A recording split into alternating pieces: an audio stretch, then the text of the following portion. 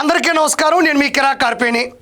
కుప్పంలో నారా చంద్రబాబు నాయుడు ఓడిపోకపోతే నేను ఆయన బూట్లు పాలిష్ చేస్తాను, బూట్లు తుడుస్తాను అన్నాడు ఓ వ్యక్తి.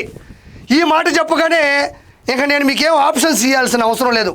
టక్కన గుర్తుకొస్తాడు కొడాలి నాని. కూటమి గెలిచి దాదాపు 2 సంవత్సరాలు అయితే పట్టుమని రెండు సార్లు తెర మీదకి వచ్చాడు. అందులో రెండోసారి ఇదే. కనబడుట లేదు, వాంటెడ్ అని ఒక పాంప్లెట్ చిత్రీకరిస్తే ఆచూకీ ఇచ్చిన వాళ్ళకి అడిగినంత అమౌంట్ ఇవ్వబడును అని మనం ఒకటి క్రియేట్ చేసి రోడ్డు మీద అతికించాల్సి వస్తే వైఎస్ఆర్సీపీలో ముందుగా పెట్టేటువంటి ఫ్రేమ్ ఫోటో ఎవరిది అంటే అందరూ గొట్కా నాని అంటారు. కొంతమంది అయితే వైఎస్ఆర్సీపీ అధఃపాతాళానికి పోవడానికి గల కారణం ఎవరు అంటే గొట్కా నాని అని కూడా అంటారు. మరి నేను అలా అనట్లేదు, కొడాలి నాని. మరి ఆ కొడాలి నాని చాలా రోజుల తర్వాత ఈరోజు ఎక్కడున్నాడో మనకైతే తెలియదు. మరి ఈ రాష్ట్రంలో ఉన్నాడా, మరి పక్క రాష్ట్రంలో ఉన్నాడా, నలుగురిని పక్కన వేసుకున్నాడు. వాళ్ళు ఏమైతే మధ్యలో మాట్లాడాల, జస్ట్ క్లాప్స్ కొట్టారు కాబట్టి దానికి భాష ఉండదు.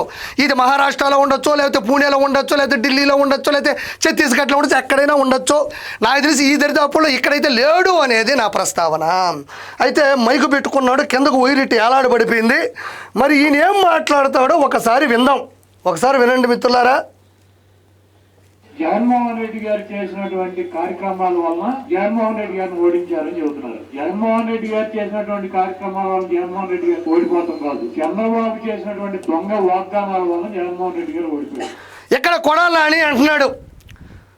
అందరూ అంటున్నారంట జగన్మోహన్ రెడ్డి చేసినటువంటి కార్యక్రమాల వల్ల జగన్మోహన్ రెడ్డి ఓడిపోయాడు అని అంటుంటే అందుకు కాదు ఓడిపోయింది, చంద్రబాబు నాయుడు గారు చేసినటువంటి దొంగ వాగ్దానాల వల్ల ఓడిపోయాడు అంటున్నాడు. ఈరోజు నేను కొడాలి నానికి సవాల్ ఇస్తున్నా. నేను చెప్పింది నువ్వు నిరూపించగలిగితే నేను డైరెక్ట్గా మీ ఇంటికే వస్తాను, నేను చేసుకుంటావు చేసుకో. ఆయన దొంగ వాగ్దానాలు చేశానంటున్నావు, ఒకటొకటి చెప్పుకుంటూ ఉంటా, నువ్వు నిరూపించు చూద్దాం. ఆంధ్ర రాష్ట్ర వ్యాప్తంగా 200కు పైగా అన్నా క్యాంటీన్ల ద్వారా కేవలం 5 రూపాయలతోనే పేదవాడి కడుపు నింపుతున్నాడు అని నేను అంటున్నా. లేదు, 5 రూపాయలకు మించి ఎక్కువ అడుగుతున్నారు, అసభ్యంగా ప్రవర్తిస్తున్నారు, ఎక్కువ మాట్లాడితే తోసేస్తున్నారు అని నువ్వు ఒక మధ్య తరగతి మనిషి చేత చెప్పించు, చూపించు, నిరూపించు. నారా చంద్రబాబు నాయుడు గారు దొంగ వాగ్దానం చేశాడని నేనే ఒప్పుకుంటా. మెగా డిఎస్సి ద్వారా 16,347 పోస్టులు భర్తీ చేశాడు అని నేను అంటున్నా. కాదు, అంతకన్నా తక్కువ భర్తీ చేశాడు అని నువ్వు చూపించు లేదా నిరూపించు. నారా చంద్రబాబు నాయుడు గారు దొంగ వాగ్దానం చేశాడని నేను ఒప్పుకుంటా. ఆంధ్రప్రదేశ్ అంచులో ఉండేటువంటి కుప్పంకి హంద్రీనీవా జలాలు తీసుకొచ్చాడు అని నేను అంటున్నా. లేదు, జగన్మోహన్ రెడ్డి మాదిరిగా సెట్టింగు వేసి టైట్ క్లోజ్ షాట్లో కెమెరా పెట్టి వాటర్ ట్యాంకుతో నీళ్లు పోసి దాన్ని నమ్మించాడు అని మీరు నిరూపించండి. మీరు నిరూపిస్తే నారా చంద్రబాబు నాయుడు గారు దొంగ వాగ్దానం చేశాడని నేను ఒప్పుకుంటా. దివ్యాంగ శక్తి ద్వారా దివ్యాంగులని ఆదుకున్నాడు అని నేను అంటున్నా. లేదు, దివ్యాంగులు బస్సు ఎక్కితే డబ్బులు అడుగుతున్నారు అని మీరు చెప్పించినా, చూపించినా, మీరు నిరూపించినా నారా చంద్రబాబు నాయుడు గారు దొంగ వాగ్దానం చేశాడని నేను ఒప్పుకుంటా. మహిళలకి ఆంధ్ర రాష్ట్ర వ్యాప్తంగా ఆర్టీసీ బస్సులో ఉచిత ప్రయాణం కల్పించి వాళ్ళ మనసును గెలిపించుకున్నాడు, వాళ్ళ మనసును గెలిచాడు అని నేను అంటున్నా.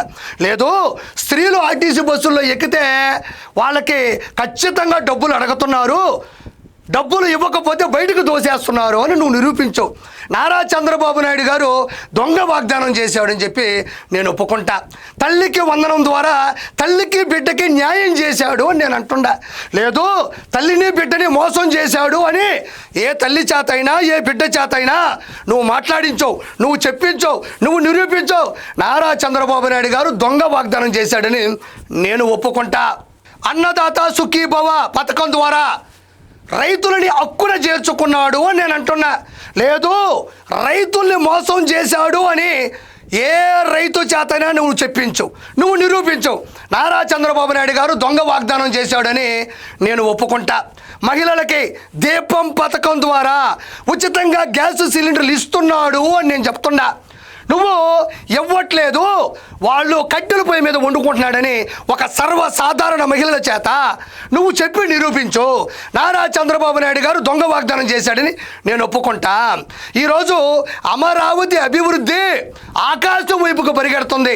లేదు, అసలు అమరావతే లేదు, దానికి కట్టడమే లేదు, అది కళాఖండమే కాదు అని అమరావతి రాజధాని సాక్షిగా ఉన్న అక్కడి మనుషుల చేత చెప్పి నువ్వు నిరూపించు. ఎస్, నారా చంద్రబాబు నాయుడు గారు దొంగ వాగ్దానం చేశాడు అని చెప్పి నేను ఒప్పుకుంటా. డైరెక్ట్గా గూగుల్ CEO సుందర్ పిచాయ్ గారే గూగుల్ డేటా సెంటర్ని విశాఖపట్నంలో నేను నెలకొల్పబోతున్నాడు అని ఆయనే చెప్పాడని నేను అంటున్నా. లేదు, సుందర్ పిచాయ్ గారు చెప్పలేదు, దాన్ని ఏఐలో డిజైన్ చేశారు, గ్రాఫిక్స్లో ఆయన ఫోటో పెట్టారు, ఆయనకి డైలాగులు రాసి డబ్బింగ్ చెప్పించారు అని మీరు నిరూపించండి. మీరు నిరూపిస్తే నారా చంద్రబాబు నాయుడు గారు దొంగ వాగ్దానం చేశారని నేను ఒప్పుకుంటా. ఏ విధంగా మీరు ఈ మాటలు మాట్లాడతారు? నువ్వు గతంలో మాట్లాడినటువంటి ఇతరు చూడండి, ఈ లాంగ్వేజ్, ఈ బాడీ లాంగ్వేజే వైఎస్ఆర్సీపీని పతనం చేసింది. మళ్ళీ అప్పుడప్పుడు వస్తాడు అఘోరా మాదిరి.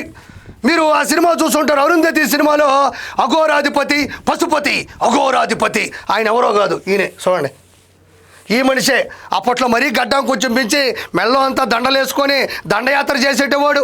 పరిస్థితి బాగాలేదు కదా, ఏడ కూర్చొని ఏడో ఒక మూల ఏదో రాష్ట్రంలో నలుగురు నేర్చుకొని ఏదో రాసుకొని వచ్చేసాడు. ఎస్, నువ్వు నిరూపిస్తే దొంగ వాగ్దానాలు నారా చంద్రబాబు నాయుడు గారు చేశారని నువ్వు నిరూపిస్తే కిరా కార్పి నీ దగ్గరకు వచ్చి నువ్వేం చెప్తే చేస్తాడు.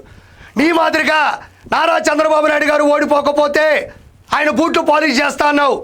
నీ మాదిరిగా నేను మాట తప్పను, నువ్వేం చెప్తే అది చేస్తా. అయితే మళ్ళీ ఏం మాట్లాడో ఒకసారి చూడండి మిత్రులారా. ఈయన కార్యక్రమాలు చేస్తామని చెప్పి అధికారంలోకి వచ్చాము. మేము రాజశేఖర రెడ్డి గారు కానీ జగన్మోహన్ రెడ్డి గారు ఇవన్నీ చెప్పినటువంటి కార్యక్రమాలే కాదు, చెప్పనటువంటి కార్యక్రమాలు కూడా మేము చేశామని చెప్పి కాళ్ళు ఎత్తుకుని చెప్పేటువంటి పరిస్థితుల్లో వైఎస్ఆర్ అంటే చెప్పిన కార్యక్రమాలకు మించి మేము అదనపు కార్యక్రమాలు చేశాము అనే ఈ అదనపు కార్యక్రమాల వల్ల, ఈ అదన ప్రసంగి చేష్టాల వల్ల పార్టీ అధగపాతాలనికి వెళ్ళిందని నేను మరోసారి ప్రజలకు గుర్తు చేస్తున్నా. అన్నారో లేదో ఇంకోసారి చూడండి ఏమంటున్నాడో ఒకసారి చూడండి.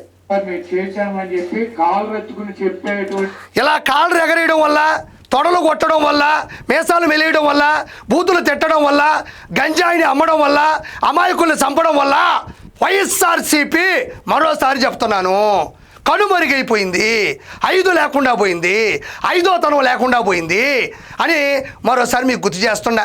ఈరోజు ఈ కాలర్ మాత్రమే ఎత్తాడు. పాత రోజుల్లో నారా చంద్రబాబు నాయుడు గారిని, వాళ్ళ కుటుంబాన్ని, పవన్ కళ్యాణ్ గారిని, పక్క రాష్ట్రంలో ఉండేటువంటి రజనీకాంత్ గారిని కూడా ఎంత దారుణంగా దుర్భాషలు అన్నాడు. మీరు కావాలంటే యూట్యూబ్లో చూడండి, అవసరం లేదు, మీరు ఆల్రెడీ చూశారు కాబట్టే.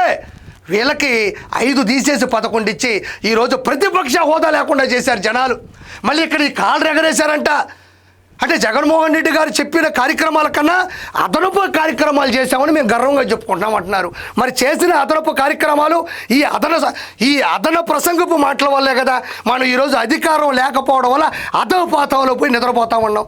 ఎందుకు నువ్వు రోజు వచ్చి ప్రెస్ మీట్ పెట్టలేకపోతున్నావు? రోజు నీ కార్యకర్తలు తీసుకొని వచ్చి ఎందుకు నువ్వు మాట్లాడలేకపోతున్నావు? ఈరోజు నేను ప్రశ్నిస్తున్నా. మళ్ళీ ఒకసారి చూద్దాం ప్రజలారా. నెట్టేటువంటి పరిస్థితి ఆ పార్టీలే వచ్చినాయి. ఈ రోజు దొంగ హామీలతో, అడ్డగోలు అబద్ధాలతో అధికారంలోకి వచ్చినటువంటి పార్టీ ఈ కూటమి ప్రభుత్వం. తప్పకుండా ప్రజలు ఇవన్నీ కూడా గమనిస్తున్నారు. మనం ఎవరు కూడా తొందరపడాల్సిన అవసరం లేదు. అదే విధంగా ఈ రాష్ట్ర ప్రజలకి జగన్మోహన్ రెడ్డి గారి విలువ నేనైతే తెలిసింది అనుకుంటున్నాను. ఇప్పుడు ఏంది కొడాలి గారు, జగన్మోహన్ రెడ్డి విలువ, నీ విలువ, మీ యొక్క నాయకుల విలువ 2024 ముందే తెలిసిపోయింది. అందుకే పార్టీ తేలిపోయింది, అందుకే ప్రజల మనసు విరిగిపోయింది, అందుకే నువ్వు రాష్ట్రం లేకుండా పారిపోయింది, అందుకనే వైఎస్ఆర్సీపీ బతుకు అయిపోయింది. ఈరోజు ప్రజలు ఎక్కడ కూర్చున్నా దీని గురించే మాట్లాడుకుంటున్నారు. తొందరపడొద్దంట. ఇది తొందర పడకముందు, నువ్వు తొందర పెట్టకముందు చెప్పాల్సినటువంటి మాట. తొందరపడింది నువ్వు టీడీపీ నుంచి వచ్చినటువంటి వ్యక్తివి, టీడీపీ నుంచి ఎమ్మెల్యే అయినటువంటి వ్యక్తివి. బీఫామ్ తీసుకున్న నువ్వు వాళ్ళని ఎంతో దారుణంగా మాట్లాడినావో, వాళ్ళ కుటుంబం గురించి ఎంత దుర్భాషలాడినావో ఆ రోజు తొందరపడకుండా ఉండి ఈరోజు తొందరపాటు గురించి నువ్వు మాట్లాడకూడదని నేను ఈరోజు మాట్లాడుతున్నా. ఇది ఒకసారి చూడండి. జగన్మోహన్ రెడ్డి గారు ఇచ్చినటువంటి నవరత్నాల హామీలు కానీ, ఆయన అమలుపరిచినటువంటి కార్యక్రమాన్ని ఇక్కడ కొడాలని చెప్తున్నాడు. జగన్మోహన్ రెడ్డి అమలు పరిచినటువంటి నవరత్నాలు గుర్తుపెట్టుకోండి, నవరత్నాలు.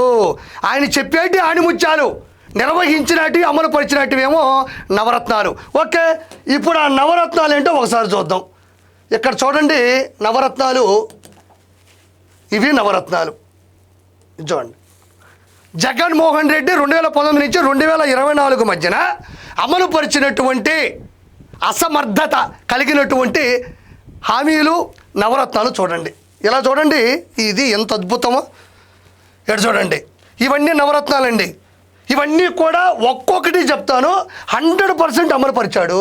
చూడండి, ఎంజాయ్ విత్ గంజాయి.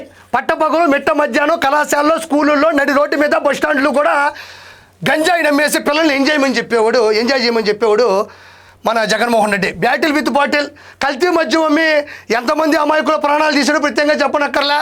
వీధికో స్విమ్మింగ్ పూల్, ఏ రోజు రోడ్డు వేసిన పాపం లేదు. చిన్నప్పుడు చెప్తా ఉంటారు, ఒరే తప్పు చేస్తే రోడ్డు మీద పడతావు కదా అని. ఇతను చేసిన పాపానికి ఎంతోమంది రోడ్డు మీద పడ్డారు. అన్నీ స్విమ్మింగ్ పూల్లే, ఏడబట్టినా నీళ్ళే. ఇక్కడ చూడండి, ఎదిరిస్తే వేసేస్తా, తోట చంద్రయ్య, నన్న సుబ్బయ్య, డాక్టర్ సుధాకర్, డ్రైవర్ సుబ్రహ్మణ్యం చెప్పుకుంటూ పోతా ఉంటే అంతా వింత. ఇది చూడండి, కొండలని మింగి అనకొండ, ఋషికొండ ప్రథమ ఉదాహరణ. తిరుమల దాకా వచ్చాడు, ఆ భగవంతుడే కాపాడుకున్నాడు. ఇలా చూడండి, నా భూతే నా భవిష్యత్తు. ఇంకా బూతుల గురించి చెప్పలే. ఎక్కడ చూడు, ఇగో ఇందాక చెప్పిన మహానుభావుడు ఫోటో కూడా ఉంది. ఇది చూడండి, గుట్కా నాని, అనిల్ కుమార్ యాదవ్, ఇంకా రోజారెడ్డి, లేకపోతే శ్రీరెడ్డి చెప్పుకుంటా పోతా ఉంటే ఇంకా మన అంబటి రాంబాబు. ఇదొక నవరత్నం, మామూలు రత్నం కాదు ఇది. ఇది చూడండి, ప్యాన్ ఇండియా ప్యాలెస్లో ఏముంది, తాడేపల్లిలో ఒక ప్యాలెస్ ఉంది, బెంగళూరులో ఒక ప్యాలెస్ ఉంది, హైదరాబాద్లో ప్యాలెస్ ఉంది. ఆంధ్రరాష్ట్ర వ్యాప్తంగా 26 జిల్లాల్లో ప్రభుత్వ స్థలాల్లో ప్రజల సొమ్ముతో ప్రతి చోట వైఎస్ఆర్సీపీ కార్యాలయాలు ఉన్నాయి. అంటే ఇది కూడా చూడండి మంచిది, ప్యాన్ ఇండియా ప్యాలెస్లు. ఏడ భార్య ముద్దు, తల్లి చెల్లి వద్దు, ఇది నెంబర్ 1. మనం ఖచ్చితంగా దీన్ని గౌరవించాలి.